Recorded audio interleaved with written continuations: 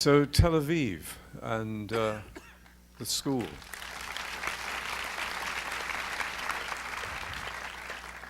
I mean, Yes, how Tel did you Aviv. get to that? I mean, how did you get involved in that?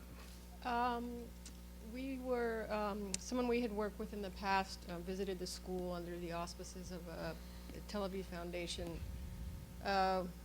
walked into the kindergarten class, came out, called us and said, you better get over here quick. This is really, this place is a miracle. And so we went to visit, and one of the first scenes in the film where you see these 4 and 5-year-olds with a mixture of very sad and very forlorn faces, essentially doing music therapy. We said, that's it, we're here. I have to say, I think I am so used to throwing away the footage from day 1 and day 2 and day 3 and week 1 and week 2 because you're not there yet.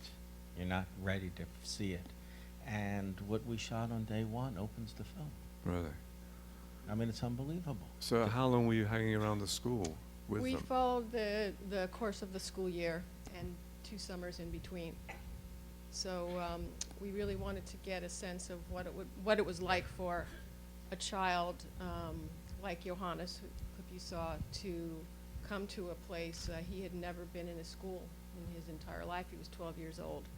One of the other central characters is a boy named Muhammad. He arrived at the school after seeing his grandmother and father murdered in front of his eyes in Darfur, walked through the desert, somehow made it through Egypt, ran across the border,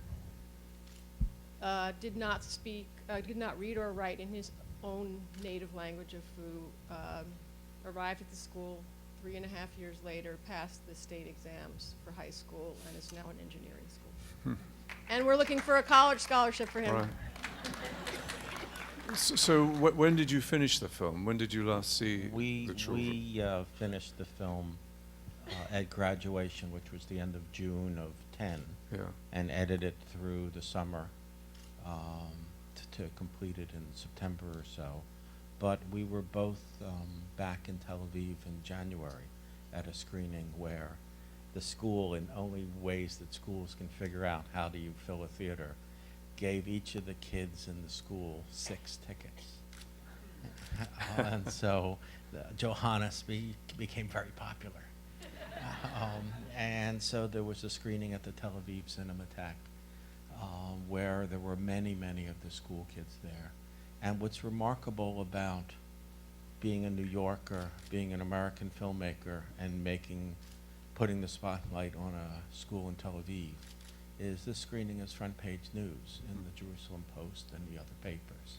That the story of these kids, we're very proud that we can bring that forth, because otherwise I don't know if Israel would pay attention to it. Are you going to follow them? You're going to follow it up? Well, look who's asking that question. I was thinking every 7 years. Is that an idea? It's hard work, and you have to be young when you start, I tell you. And what do we take away from that? So, We're too old to do it. no, never. Just do it every 2 years, then you're all right. So, They certainly, we're in touch with the kids, and Esther, another one of the main characters, she wants to come to New York and spend the summer here. You know as well as I do that, when you enter into someone else's world, they become part of your world forever. Mhm. And that's one of the great gifts of making documentaries, I think.